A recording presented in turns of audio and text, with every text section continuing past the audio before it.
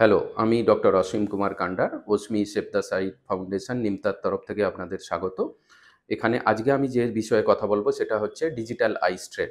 এখন শুনে থাকবেন যে ছোট বাচ্চা থেকে শুরু করে প্রফেশনাল এবং সবার ক্ষেত্রে ইয়াং এজ গ্রুপ কি হচ্ছে না, ডিজিটাল ডিভাইসগুলোর ইউজটা বেড়ে গেছে। যেমন মোবাইল ফোন, ল্যাপটপ, ট্যাব, হ্যাঁ?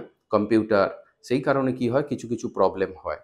যেমন চোখের মধ্যে এই দেখবেন এই ভুরুতে ব্যথা করছে, তার সাথে মাথা ব্যথা হয়, তার সাথে আই স্ট্রেন হয়, আয়ের আরও কিছু সিম্পটমস এবং ইভেন এটাতে কি হয় কারো স্লিপেরও প্রবলেম হয়। তো সেক্ষেত্রে যেটা আমাদের কমন অ্যাডভাইস যেটা থাকলো যে এই ডিভাইসগুলো ইউজ করার সময় কতগুলো আ পোশ্চার যেন ঠিক থাকে এবং এদের ডিসট্যান্সটা যেন ঠিক কারেক্টভাবে মেইনটেইন করতে হয়।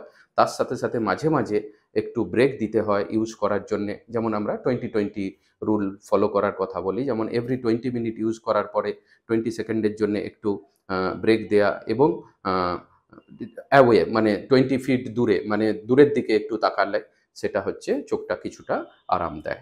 এটা হচ্ছে আপনার প্রাথমিকভাবে। তার সাথে কখনো আমাদেরকে কোনো ইন্টারভেনশন করতে হয় in the form of I drop বা অন্য আরো মেডিকেশনস আছে। তার জন্যে কনসালটেশন এর প্রয়োজন আছে স্পেশালিস্টের সাথে।